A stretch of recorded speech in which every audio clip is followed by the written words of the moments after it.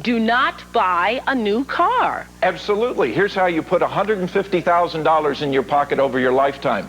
An average family with 2 cars trades one of them every 3 years. Let me tell you what happens when you buy a new car. Let's say it's $12,500. You buy it in the showroom. They've got a sucker sticker, a second sticker. Up goes the price to $16,500 for things like clear coat paint. What's that, like the Emperor's New Clothes? Yep. And then you get hit for $3,000 for credit, life, and disability, $6,000 on a 5-year car loan for interest. You're paying $24,000 for a $12,500 car. Here's the real problem. Do you hear this, Alan? When you drive it off the lot, when the rubber hits the road, it depreciates 20%. You now have $24,000 of obligations for a $9,600 car. That's why you never buy a new car.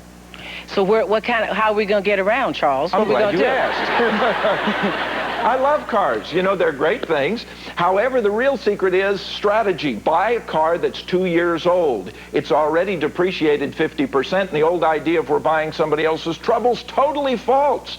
You ever bought a new car? You spend the first year driving back and forth between the repair shop just getting it straightened out to begin with. Isn't that the truth? Yeah. So true. This happened to you? Bought my car. It broke down on the way to my house. The first month, I never even saw it. It was in the shop the whole time. Everybody's been through it. Right. That's why don't get your ego involved in a new car. Buy one that's 2.5 years old. You'll save 60%. What about what? What about that new That's car good. smell? Doesn't it smell like a new doll? I love that new car smell. Well, let me give you the strategy. Go down to the auto parts store. They have cans of new car smell for $1.69. You can have it all.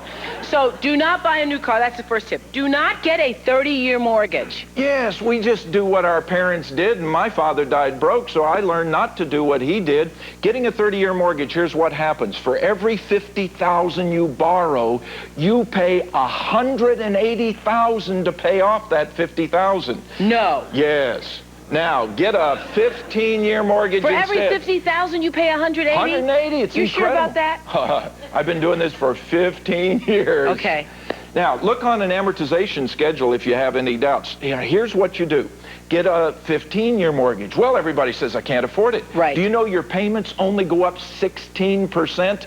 But for every $50,000 you borrow, you will save $80,000 in total payments. No. You bet. Okay.